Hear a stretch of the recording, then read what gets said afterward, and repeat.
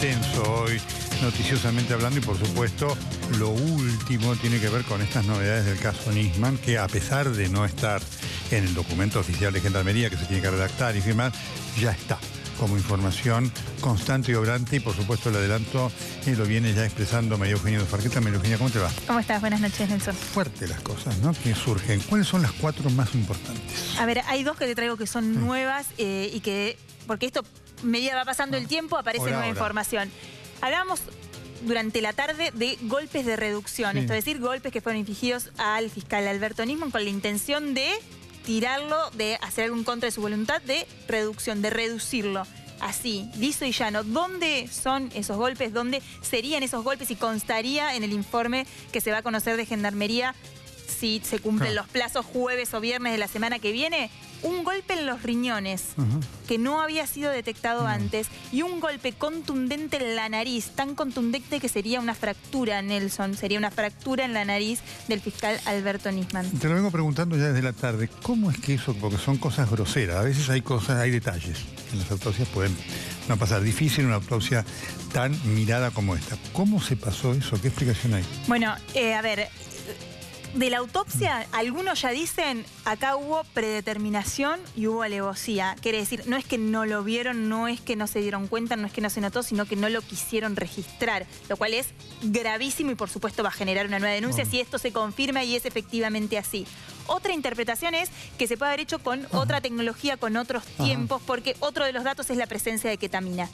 Esta droga, bueno, usted lo puede explicar seguro mejor que yo. Se utilizaba como preanestésico, antes anestésico, se utiliza como droga de diversión, ¿no es cierto?, sintética, en veterinaria se usa mucho, y se utiliza como doblegador de la voluntad. Exactamente, así como usted lo expresa. Esto que no apareció en la autopsia, que no apareció en el examen toxicológico, que no apareció posteriormente en la junta médica que se hizo el año pasado, aparecería ahora en el informe final de 28 peritos de Gendarmería, más los peritos de parte, que en total es un cuerpo de 34 especialistas, no solo médicos, porque acá hay médicos, hay criminalistas, hay psicólogos, hay un montón de profesionales que lo que buscan es decir, bueno, tratar de explicar y explicarle y responder al pedido del fiscal Tayano qué pasó, cómo murió el fiscal Alberto Nisman. Hay un tema muy importante, María Eugenia. Han aparecido cuando una persona comete suicidio porque había restos de clonazepam. Eso sí se supo que apareció, claro, que apareció, ¿se acuerda?, en la segunda instancia en la junta médica. Correcto. Aparecieron frasquitos, restos del medicamento en donde estaba, porque obviamente si lo ingirió, en algún lugar quedan rastros. De la ketamina, me habla usted. De la ketamina, exactamente. No que nosotros tengamos conocimiento, seguro que no, seguro que no había nada que tuviera que ver con ketamina hasta ahora, hasta que empieza el examen del informe, el análisis de los peritos de Gendarmería. Nunca se había hablado, digo, conozco el expediente, he mirado mucha de la información que hay ahí. Nunca se había hablado de ketamina, ni se había mencionado algún rastro, ni apareció nada en el departamento que pudiera hacer pensar que había Nisman ingerido ketamina o que había ketamina en el departamento. El otro tema, María Eugenia, porque obviamente por ese departamento pasaron en las 48 horas anteriores a la muerte de Nisman, al margen de él, pasó Lagomarsino 2 veces. Indiscutiblemente, porque él lo reconoce. La señora que hacía la limpieza, ¿no es cierto? Así es.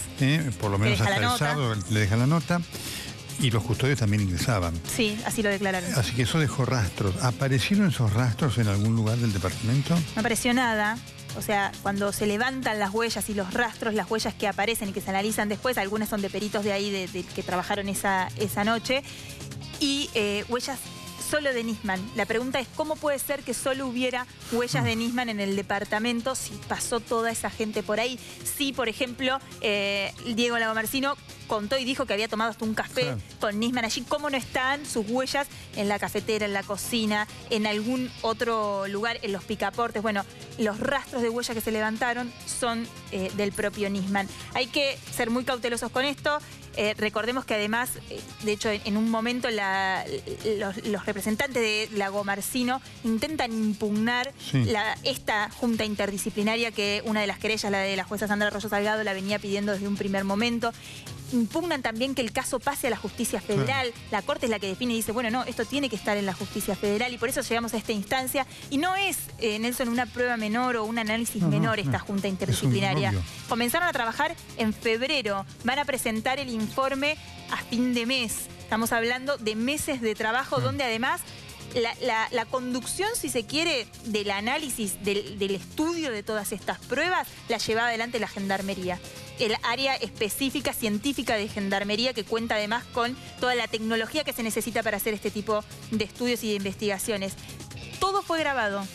O sea, mañana hay una duda. Dicen que, como ha dicho inclusive gente de Unidad Ciudadana, que hay un acuerdo entre el gobierno y Gendarmería, en el marco, además, en este contexto. Por supuesto, que es malo para la Gendarmería. Eso también está claro, ¿no es cierto? Pero bueno, son cosas diferentes. Pero también lo marcamos, ¿no? Claro, porque en este momento Gendarmería está siendo apuntada justamente por la desaparición de Santiago Maldonado. Bueno, todo lo que se hizo, todo está grabado, está filmado, por lo cual puede verse y analizarse inclusive de aquí hacia adelante si generasen dudas. Pero además están los peritos de parte. O sea, todos los que tienen participación en el expediente y acceso al expediente pusieron en esta junta interdisciplinaria un perito de parte que puede firmar en coincidencia con las conclusiones a las que arribe los peritos de Gendarmería o en disidencia, como en su momento lo hicieron en la querella... Rafa y Ravioli. Claro. La Gendarmería ha sacado un comunicado diciendo que no hay ningún informe concluido. Claro, porque esto es a media mañana. Algunos portales daban cuenta de que había concluido el peritaje de Gendarmería y que la conclusión de Gendarmería, la que Gendarmería había arribado, es que a Nisman lo mataron. O sea, que la muerte de Nisman no fue un suicidio, sino que fue un homicidio. Esto podría ser que Gendarmería lo determine. Ahora, ¿qué dice el informe de Gendarmería? Todavía nosotros no terminamos, no escribimos esas conclusiones. De hecho, la información que nosotros tenemos es que va a empezar a hacerse, digamos, como inclusive paso a paso, que comienza el jueves y que el viernes la idea es que este informe ya firmado, oficial, redactado, sea entregado al fiscal Tayano y ahí entonces va a tener validez de prueba. María Eugenia, uno de los temas que generó, recuerdo en tus informes, como también el de Ignacio González Prieto, que fueron los dos que más siguieron el expediente y todas las cosas, estaba, me acuerdo que vos lo dijiste varias veces, el tema de que el arma estaba en una posición que era incompatible en principio con un suicidio. Claro, y la proyección de la bala. Por ahí son cosas muy técnicas, pero que en su momento, que a ver, ¿qué es lo que hace Gendarmería ahora? Va a haber también información y va a haber esclarecimiento. A eso iba Nelson, porque es parte de lo que hace Gendarmería ahora. Cuando nosotros hablamos de estas conclusiones y decimos, yo te digo, la fractura en la nariz, el golpe en los riñones, la presencia de ketamina en el cuerpo de Nisman, insistimos en esto porque es lo nuevo, es lo que no se sabía, es lo que hasta ahora no había aparecido pese a todas las pericias y análisis que se hicieron. Pero en definitiva lo que hace esta junta interdisciplinaria es recrear esa escena, tratar de recrear a partir de las filmaciones, de las grabaciones, de los testimonios, de toda la prueba que hay en los 90 cuerpos del expediente por la muerte de Nisman, ¿qué pasó en ese baño? La proyección de las manchas, la forma en que estaba la alfombra, el paño, cada objeto que aparece en esa escena del hecho, porque no podemos hablar todavía de escena del crimen, es lo que Gendarmería está analizando y la importancia de que sea un examen, o sea, un análisis interdisciplinario. Perfecto. El jueves tendremos esto, realmente novedades impactantes, ¿no? Esperamos que sí, que hacia fines de la semana que viene esté la información. Repasamos entonces cuáles son las novedades de hoy, pues hice la explicación para que el público lo tenga con claridad, ¿no es cierto? El resumen de esto, ¿sí? Golpes de reducción, puntualmente, un golpe en los riñones, un golpe contundente en la nariz, una fractura en la nariz y restos de ketamina en el cuerpo de Nisman que se advirtieron a partir del análisis de un pool de vísceras que fueron conservadas después de la autopsia. María Eugenia, muchas gracias. A vos, Nelson. El tema Nisman, que está guardando la verdad. Una verdad dolorosa, no solamente por la muerte de él, si se confirma lo del asesinato, sino por todo esto que ocurrió, que no tiene otra palabra que encubrimiento. Imposible tantos errores. Imposible tantos errores juntos. Bien, decíamos hoy comenzamos un día, ya están aquí Martín Lustó, Débora Pérez Volpi, vamos a estar hablando de la campaña que comienza. Está llegando el ministro del Interior, Rogelio Frigerio, por supuesto en este momento político tan particular del país, no solamente del gobierno, vamos a estar hablando del caso Maldonado, no es de su área, pero sí compete y lo pone al gobierno en el centro del desafío de lo que significa saber qué pasó con Santiago Maldonado. Dos cosas hoy también la han colocado a Cristina Fernández de Kirchner en el centro de la atención. Una viene de la semana. Cristina publicó en su sitio de Facebook una carta abierta, llamando a que la voten, tanto a los partidarios de Randazzo como de Massa como de la izquierda, porque obviamente se dio cuenta que si no tiene esos votos no gana. La carta es una carta impactante de alguien llamando a la unidad después de haber dividido, pero esto es Cristina. Es decir, hago una cosa al revés de lo que, o digo una cosa al revés de lo que hago. Cristina pura. Hubo respuestas por parte de Cumplir, por parte de Frente a un País, también por parte de la izquierda. Las vemos y las escuchamos. La convocatoria tiene que ser a la unidad de todos los argentinos. Tiene que ser a la unidad para defender el trabajo, porque en definitiva un país sin trabajo es un país en el que la gente no crece. Tiene que ser la unidad para mejorar las jubilaciones y obviamente empujar la distribución de la plata que hoy gana el ANSES y que se usa para negociados de acciones. La unidad tiene que ser para defender a la pyme y al comercio, que son los grandes fabricantes de trabajo en la Argentina.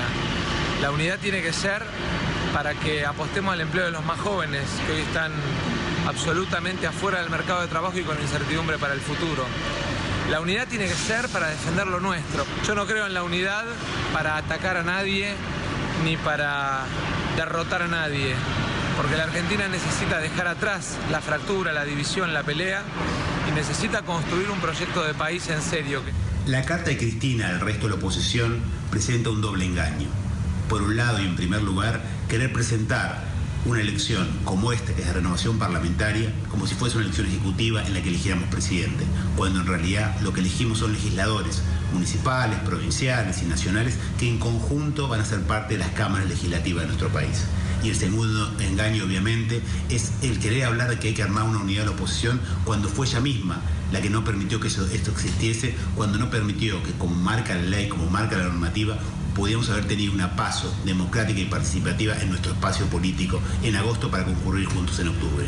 Fue su decisión la que llevó a esta división y también es este doble engaño el que nos parece que hoy no tiene sentido y que solo contribuye a polarizar aún más una sociedad que lo que necesita son respuestas concretas para solucionar los problemas. Rechazamos de plano la propuesta ridícula de Cristina de unir a la oposición para votar su boleta. Se ve perdidosa y trata de salvar la trampa de la polarización electoral que no está ocurriendo. Al mismo tiempo, se delata como lo que es y no dejó de ser nunca, un ala del PJ, de esos legisladores que votaron las 84 leyes del ajuste de Macri, de los varones del peronismo bonaerense que la acompañan, de los gobernadores que van a volver a transar la segunda fase del ajuste y la reforma laboral, jubilatoria e impositiva que quieren poner las centrales patronales y el gobierno. Está blanqueando también a Massa, a Randazzo y a gente como Héctor Daer, la burocracia sindical que entrega cada lucha cada día de los trabajadores contra los despidos por el salario y que gobernó 12 años con el kirchnerismo. La carta de la señora de Kirchner me parece otra muestra de soberbia.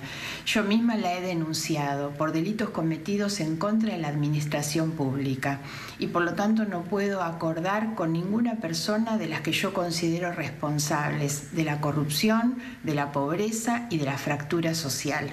Creo que lo mejor que debería hacer es ella misma, dar un paso al costado, someterse a la acción de la justicia, rendir explicaciones y aceptar la condena social de quienes, como en mi caso, reclamamos el fin de la impunidad y que se devuelva todo lo que se han llevado.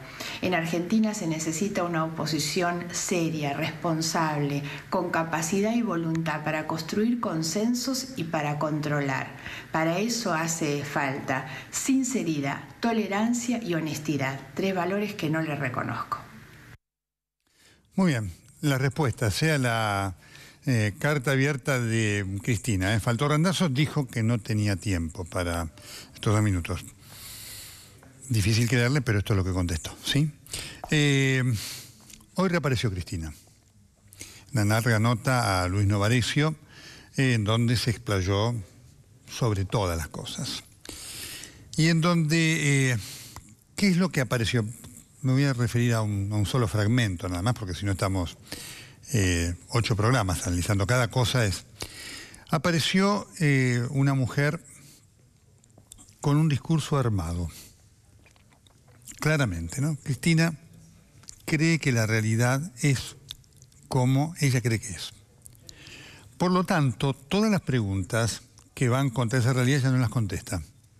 Luis Novarecio, y le mandamos un saludo, hizo un gran trabajo, a pesar de que muchos lo critican, hay que estar allí para entrevistarla, siempre ocurre, ¿no?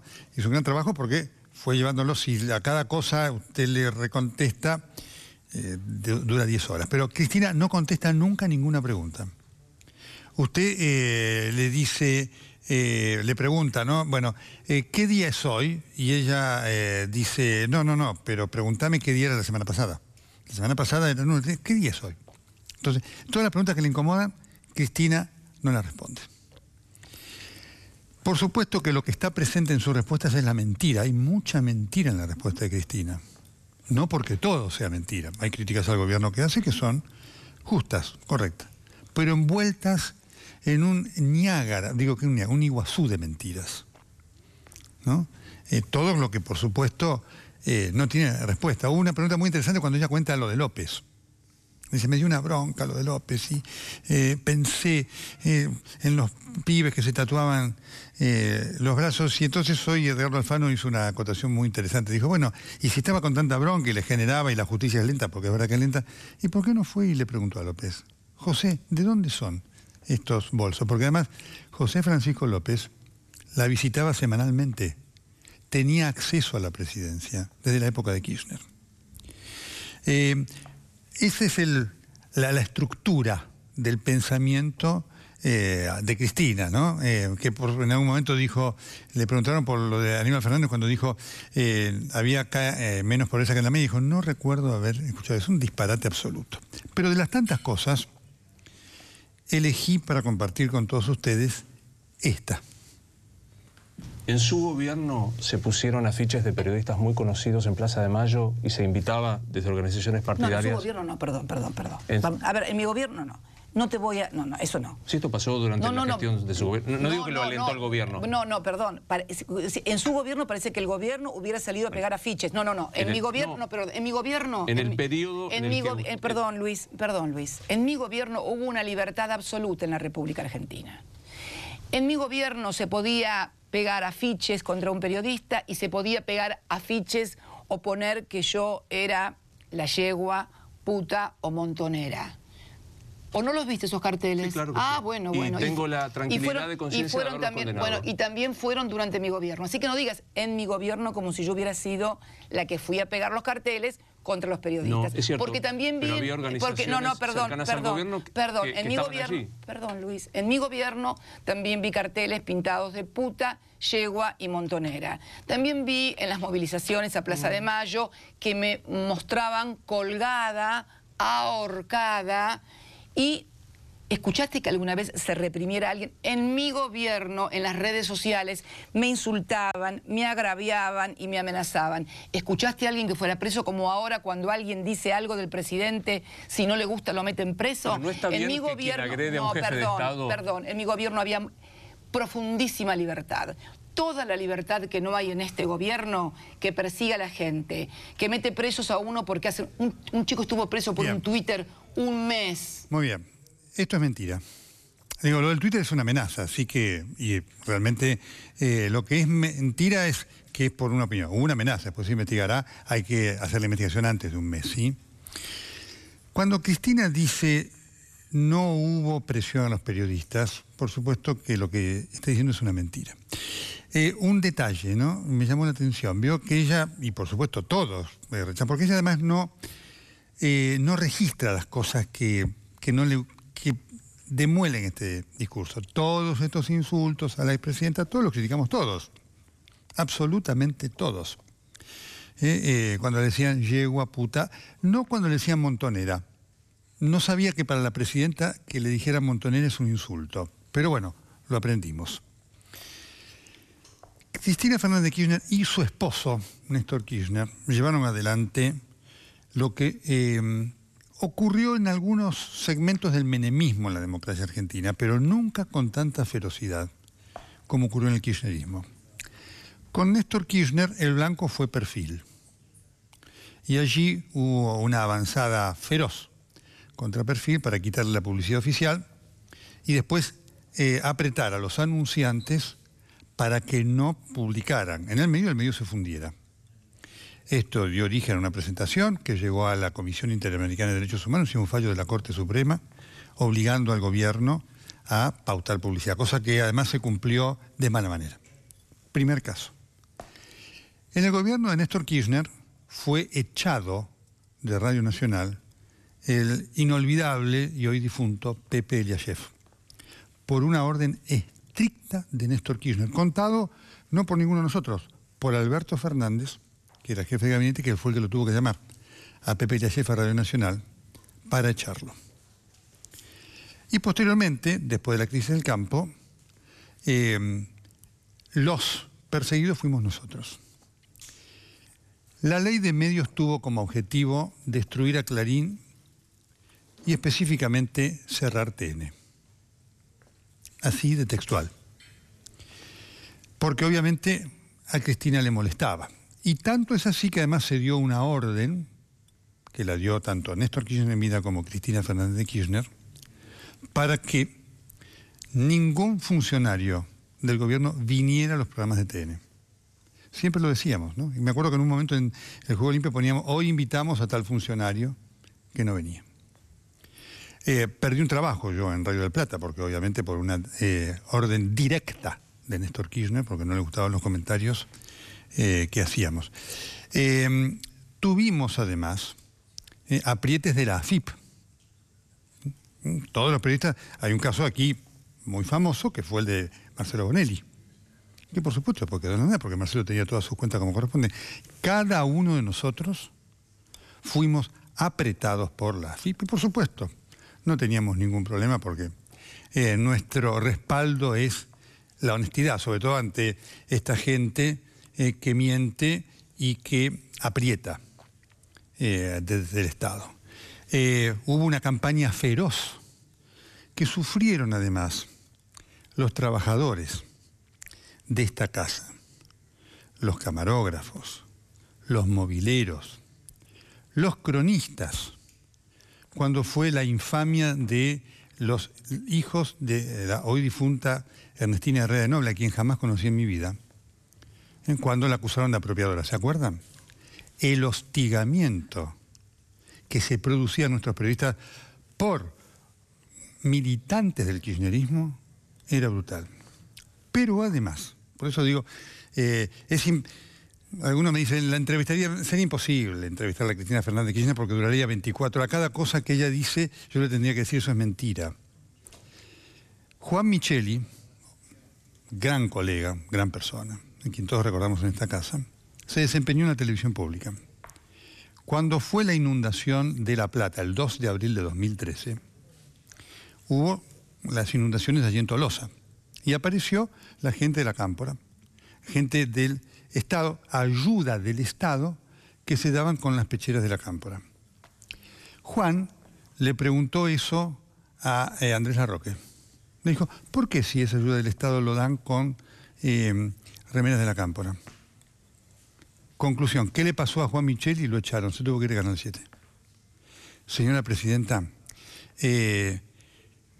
usted dice muchas mentiras. Usted dice muchas mentiras. Las decía cuando era presidenta. Las sigue diciendo ahora. Nada ha cambiado. Muy bien. Los tengo ya a Débora, qué gusto de verte, a Débora y a Martín Luzo. ¿Qué tal? ¿Cómo les va? Muy bien. ¿Cómo? Muy bien. Ustedes disculpen, ¿no? Pero, ¿cómo está la fractura? Digo muy bien, bueno. No, es un esguince, ya va a pasar. Bueno,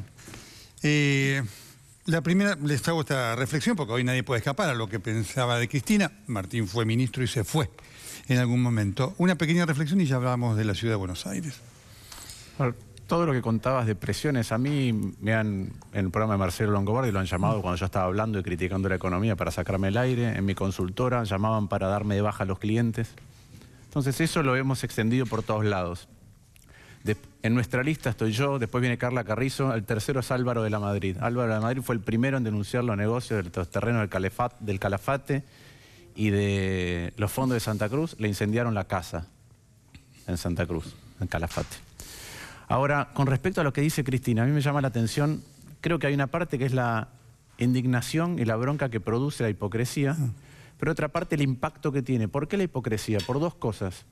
Una es cada vez que ella recibe una crítica válida, lo que hace es espejar en si el gobierno hace lo mismo o no. Entonces, el debate es imposible. Todos queremos elevar la vara, ¿no? Queremos que ese pasado no vuelva a ocurrir y lo mejor que podemos hacer para que no ocurra es mejorar todo el tiempo el presente.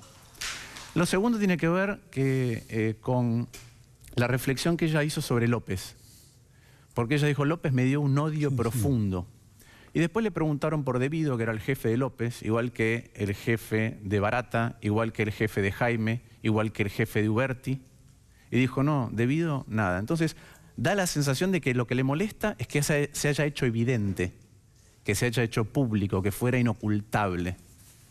Y eso me parece una hipocresía muy grande y muy peligrosa, porque lo que hace también con ese discurso es vaciar el centro. En un programa en este canal estuvo una vez Gerardo Romano y dijo, en el programa de A Dos Voces, y dijo, ella es una chorra HDP, discutamos el futuro. Ahora, con esto de que ella parece que está arrepentida de que no tenía nada que ver, que no sabía, lo que ocurre es que aquellos que se sienten estafados los quiere volver a traer al lugar de la estafa, igual que con esa carta que contestaron los demás. Eso a mí me parece que entra en una dinámica muy peligrosa en la cual vaciamos el medio, nos volvemos fanáticos y tendríamos que crear un espacio de los fanáticos de los que no somos fanáticos. Porque si no es muy difícil discutir. Débora. A mí me parece, cuando veo esto, bueno, primero recordar que la Cámara Federal hoy ratificó el procesamiento de Cristina y el embargo de sus bienes, según el pedido que había hecho Ercolini por el redireccionamiento de la obra pública. O sea, que es un dato más que se suma a la misma persona que estamos viendo decir que ella no ha tenido nada que ver y que le provoca un profundo odio ver cómo uno de sus funcionarios revoleaba bolsos con dinero. Hay una cosa que comparto de las que dijo Cristina, que tiene que ver con que lo mejor que ha hecho el kirchnerismo ha sido formar militantes. Eso lo ha hecho muy bien. Y vos sabés que en estos días que estuve recorriendo las escuelas tomadas, donde muchos de los centros de estudiantes son kirchneristas, y así lo expresan públicamente, y me acerqué, no porque esté de acuerdo con las tomas de los colegios, que no quiero que ocurran, sino porque quería escuchar de primera mano a los chicos, defienden en muchos casos a Cristina rigurosamente. Toda esta parte del dinero y del odio que a ella le ha provocado ver los bolsos de López y pensar y sentirse angustiada, ¿por qué van a pensar los militantes? Puede quedarse tranquila, porque es difícil que un militante diga Cristina se equivocó o yo sigo amando y defendiendo la causa que llevó adelante el kirchnerismo y sin embargo no estoy de acuerdo con el dinero y con su enriquecimiento y con esta hipocresía de hablar de la redistribución de la riqueza para llenarse los bolsillos. Nosotros somos fieles a las convicciones y una de las convicciones es ser honesto. Entonces es muy difícil hablar del otro cuando vos ves que ha hecho todo lo contrario y tiene un montón de causas judiciales donde tiene que responder. De manera que si en estas elecciones, en estas PASO que acabamos de dejar atrás y en las elecciones de octubre, se va a seguir discutiendo si es la vuelta al pasado, si el pasado va a volver, me parece que solo hace falta volver a escuchar a Cristina. ¿Qué quisieran aportarle a la ciudad si fueran electos para aquellos que lo van a elegir? Bueno, la ciudad y a la nación. Débora encabeza la lista de legisladores porteños y ahora seguramente contestará sobre la ciudad. Pero a mí me tocaría, si la ciudadanía así lo determina, ser diputado nacional, que ya fui. Y me parece, hoy fui a una universidad a dar una charla. Y una de las preguntas que le hice a los chicos es cuáles eran optimistas con el futuro de Argentina. Cuáles eran pesimistas. Y un montón eran pesimistas. Después les pregunté, ¿creen que tenemos la capacidad de dar vuelta a eso, de crear un futuro? Sí. Y les dije, ¿qué haría falta? Y les empecé a enumerar distintas cosas que a ellos les despertarían más entusiasmo. En la que todos dejaron la mano levantada fue si vieran ellos que la clase política puede discutir mejor cuestiones no generales, cuestiones particulares de cómo mejorar. Y ahí yo creo que el fanatismo, esto que quiere hacer Cristina de vaciar el centro, inclusive aquellos que están desencantados por la corrupción, pero que les pueden gustar algunas cosas, como la asignación universal por hijo, y a los otros que reaccionan furibundamente, aunque tengan matices con el gobierno, que digan, mira, la economía la deberíamos discutir distinto. El problema de este vaciamiento, para mí quedó muy claro una nota que escribió un amigo y economista que trabaja en el gobierno, que es Eduardo Levillellati, en Clarín el otro día. Hizo este experimento. Le preguntó a la gente, partidarios de Cristina y del presidente, les preguntó, ¿está de acuerdo con el ingreso universal, es decir, con la asignación universal por hijo? Y contestaron 52% y 66% a favor. Después se lo replanteó distinto. Dijo, ¿está de acuerdo con la asignación, con el ingreso universal de Cristina Fernández de Kirchner? Ahora el 90% de los simpatizantes del gobierno dijeron que no. Y después le preguntó, ¿está de acuerdo con la asignación universal por hijo del presidente Macri? Sí. El 90% de los... Entonces, y esto ya lo hicimos, es decir, esto está hecho. Pero ¿cuántas cosas tiene Argentina por discutir que si estamos entre fanáticos no las vamos a discutir en serio? ¿Cuántas cosas como la asignación universal por hijo, con el rumbo de la economía, con las tarifas, con defensa de la competencia, no vamos a poder discutir como corresponde en este contexto? Qué interesante que los jóvenes marquen ese rumbo, porque efectivamente si eso no ocurre no hay discusión posible. Uno los escucha a ustedes y les pregunta, ¿no? Pensamos hacer esto, aquello y demás. Cuando se va al Congreso, la única posibilidad de hacerlo es que haya acuerdos, porque todos quieren mejorar la educación, esto y demás. Y efectivamente es interesante este dato que manda la sociedad para ustedes, dirigentes. Miren, hay que cerrar esto, porque si no esto acaba con toda la gente y dice, ya no le quiero a nadie porque nadie puede hacer nada, ¿no es cierto? Claro, y además atraviesa todos los temas. Esta radicalización de la polarización, es así, atraviesa todos los temas. El caso Maldonado no se puede ver de otra manera. Hay más hipótesis que certezas.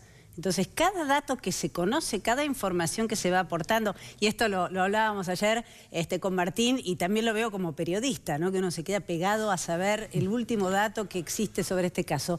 No hay otro modo de mirarlo que no sea ese para mucha gente, porque se ha naturalizado esta grieta. Y hoy parece una quimera tratar de expresarse de otro modo y decir, basta de esto, discutamos los temas de otra manera.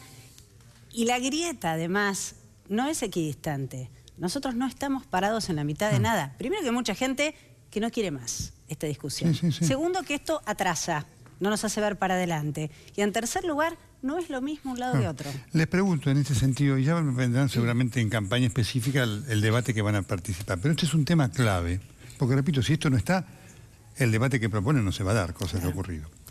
De lo que ustedes hablan a nivel de los diputados nacionales, Martín Lustó seguramente lo va a hacer, Débora también, con las otras fuerzas.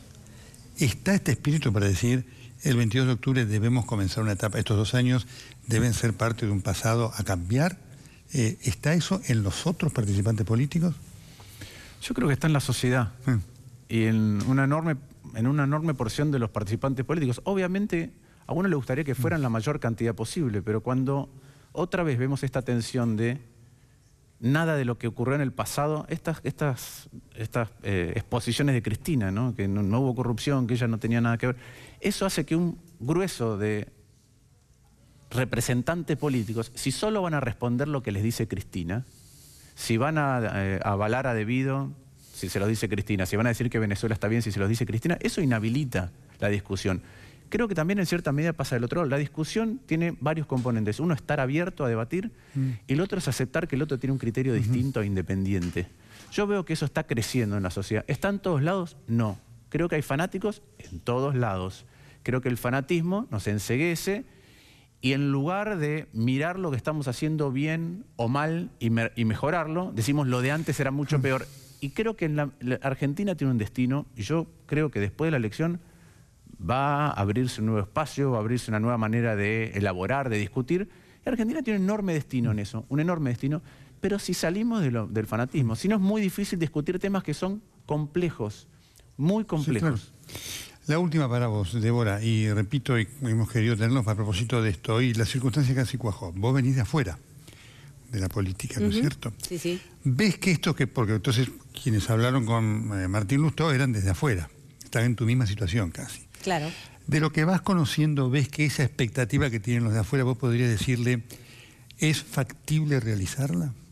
Es lo que yo quiero. Yo vengo a eso. La verdad es que es mi intención, poder ni siquiera establecer puentes, porque no se trata, si nosotros trazamos puentes estamos validando dos posiciones y parecería que uno tiene que cruzar de un lado y del otro, acordar. no se acercan las partes de ese modo. Yo tengo la esperanza y la verdad es que nuestra postura es, por lo menos en la ciudad de Buenos Aires, proponer una oposición que sea constructiva, que sea propositiva, que venga con, bueno, la polenta y las ganas que tenemos de hacer cosas, y me parece que no se pueden hacer de otro modo. Que sea una mirada para mejorar, pero llegar a acuerdos y establecer, por ejemplo, que esta discusión sobre la secundaria del futuro que va a comenzar el año que viene en la ciudad de Buenos Aires, que copia, que es nacional y que copia el modelo de Río Negro, no genere las tomas de los colegios. Digamos, si se puede comunicar mejor, y creo que hay un grave problema de comunicación, las cosas no serían tan extremas. Por supuesto, la sociedad está acostumbrada ya y a lo mejor vota por miedo. Nosotros queremos que voten por convicción y darles la razón, que entiendan las propuestas, dar a conocer las propuestas para que nos elijan y crezcamos. Pero además una sola cosa es... 30 segundos. Sí, 30 segundos. Argentina tiene muchos problemas hace mucho tiempo, pero cuando uno dice, ¿qué necesitamos para salir de esto? ¿Tenemos recursos? Sí, tenemos recursos. ¿Tenemos historia industrial? Sí. ¿Tenemos historia de un Estado que supo ser el mejor de Latinoamérica? Sí. ¿Qué es lo que tenemos que darnos a nosotros mismos para que esos recursos conduzcan al lugar que queremos? Otra manera de discutir, mucho más seria, mucho más rigurosa, mucho más constructiva, y donde nadie se fanatice y diga todo lo que hago yo está bien. Martín Lustó, Débora, muchas gracias. Los esperamos ya después en los debates. Claro que sí. Gracias, Nelson. Gusto Débora, verte. Te extrañamos. Qué gracias. linda que son. Viene el ministro del Interior, Rogelio Frigerio.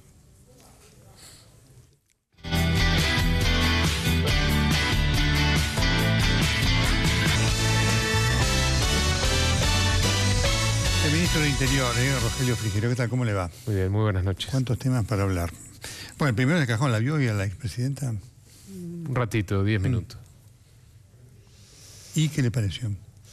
Y como ciudadano, la verdad que me hubiera gustado alguna autocrítica, ¿no? Este es un gobierno que dejó un tercio de los argentinos abajo de la pobreza. El gobierno kirchnerista es un gobierno que aisló a la Argentina del mundo, que destruyó nuestras instituciones, que desmanteló el Estado, que, por lo menos lo que venimos encontrando en estos 20 meses de gestión, generó muchos hechos de corrupción, sobre todo vinculados con la obra pública. Ni una autocrítica, ni una sola en 1 hora y media de entrevista. Así que como ciudadano me hubiera gustado por lo menos escuchar alguna autocrítica, y después la vi muy alejada de la realidad, como siempre, ¿no? Ellos crearon una realidad paralela en donde la Argentina tenía menos pobres que Alemania, por más que en esta entrevista ella no recordaba haber dicho esa frase, o era una Argentina en donde la inseguridad era una sensación, donde el narcotráfico no había recalado en la Argentina. Bueno, todas irrealidades de un mundo paralelo que ellos mismos crearon. ¿Y el gobierno tiene ese sentido de autocrítica que no tiene la expresidenta? Permanente, y por eso hemos rectificado muchas veces el rumbo y las medidas que tomamos. Nosotros no nos creemos infalibles. Este es un país muy complejo, con problemas muy serios, en donde es prácticamente imposible no cometer un error en la gestión de gobierno. Nosotros, insisto, somos falibles. Lo que sí nadie puede discutir es que tenemos la mejor de las intenciones, que venimos realmente porque creemos que tenemos un compromiso con la Argentina y que venimos a servir al Estado, no a servirnos del Estado como en el pasado. Le voy a señalar uno, cada vez que lo digo, la dureza de Cambiemos sabe cómo me trata, pero esta es la vida de los periodistas, la ecuanimidad, ¿no? Ayer estuve con los Maldonado.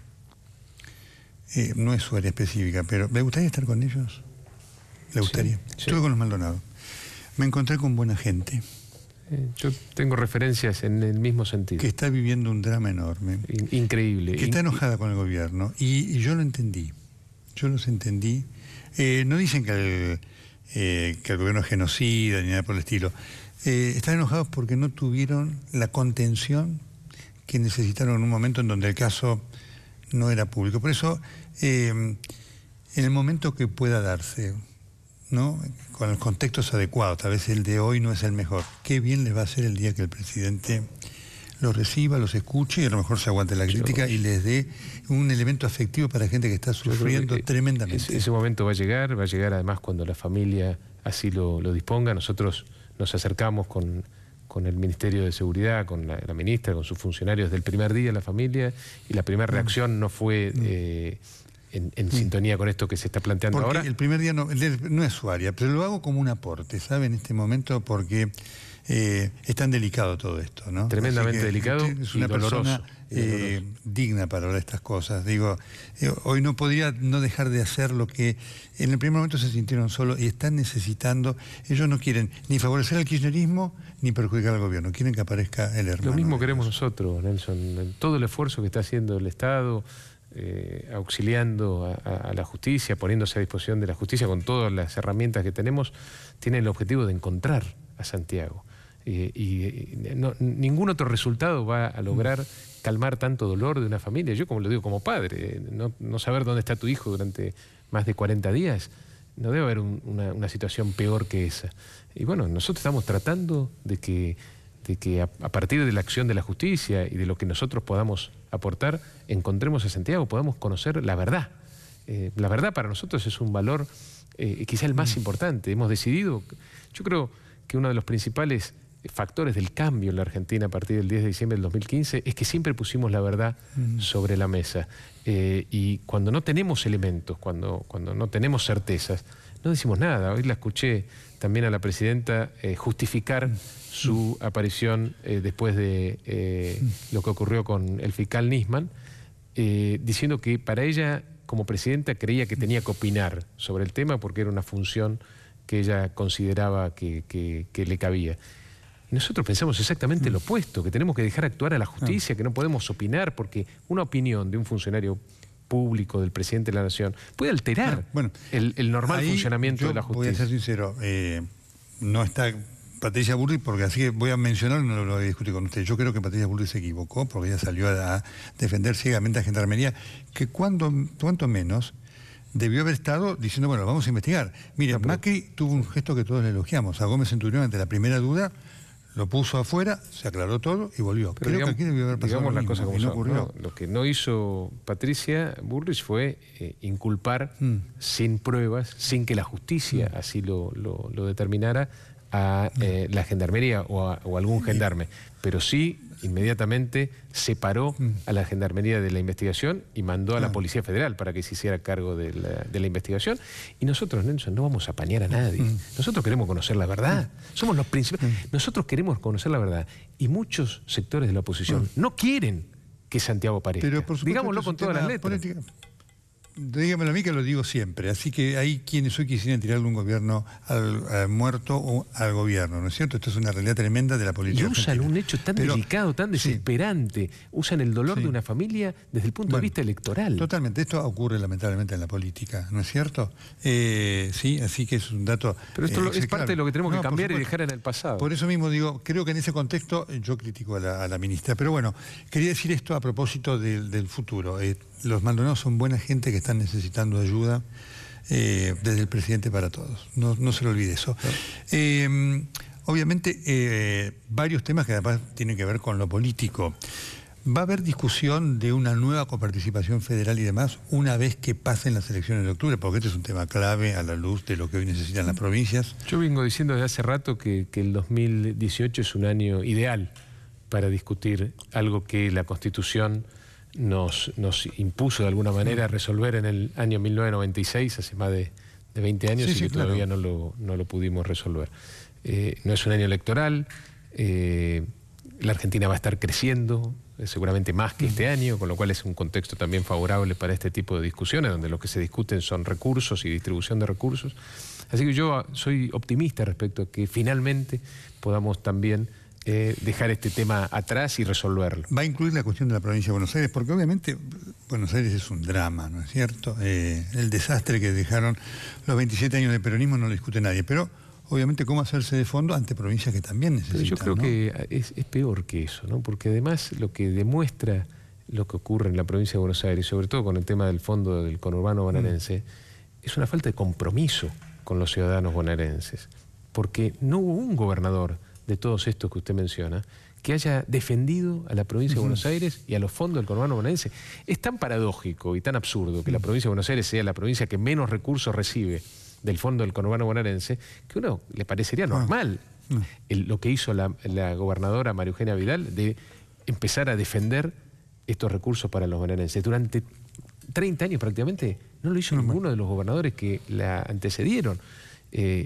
Y yo creo que este reclamo, que ningún gobernador pone en duda en términos de su legitimidad, vamos a tener que discutirlo en una mesa con todos los gobernadores, porque si bien es cierto y justo el reclamo de la provincia de Buenos Aires, no es menos cierto que hay muchas provincias que hoy no están en condiciones de ceder un solo peso.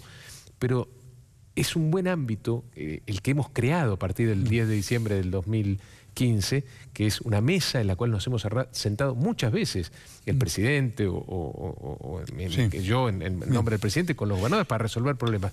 Y esto también es un tema que la expresidenta no habló hoy. Durante 12 años, Nelson, no hubo reunión de gobernadores. Tuvimos más reuniones de gobernadores en estos últimos 20 meses que en los últimos 12 años. ¿Por qué? Porque tenían miedo los gobernadores de la forma de gobierno del kirchnerismo, el látigo y la chequera. No se juntaban porque tenían miedo de las represalias del gobierno nacional de aquel entonces. La última la menciono, y usted no es el ministro del área, pero es el ministro político, el tema de las inundaciones que golpea con dos componentes. En la provincia de Buenos Aires, lo rural, que es tremendo, pero lo que ha pasado en La Matanza, Pilar, Quilmes y demás, la gente allí está necesitando una ayuda con una dinámica mayor. Esto habla también de varias cosas, de la desidia del Estado, de la ausencia del Estado, de la falta de compromiso del gobierno anterior con la gente. Nosotros estamos haciendo obras que nunca se hicieron en la Argentina, muchas de las cuales no podemos empezar porque las condiciones climáticas no nos dejan, como obras de la Cuenca del Salado, en el Canal San Antonio, en el límite con Córdoba y Santa Fe. Pero lo que estamos haciendo en términos de desagües pluviales y de obras contra las inundaciones, Nelson, no se hizo nunca en la historia de la Argentina. Ojalá lo logren. Lo vamos a lograr, lo vamos a lograr. En el 87, la discusión del debate Cafiero-Casela que coordinó Magdalena Rodríguez fueron las inundaciones en la provincia de Buenos Aires. Mire cómo estamos. Pero lo hemos probado, en la ciudad de Buenos Aires hemos probado que se puede hacer, pero no le podemos mentir a la gente, no le podemos decir que esto lo vamos a resolver mañana o pasado. Esto va a llevar un tiempo, pero empezamos a resolver el problema. Por eso la dinámica de la hora, a ver cómo se les ayuda. Ministro, muchas gracias. Gracias por la invitación. Ya seguimos.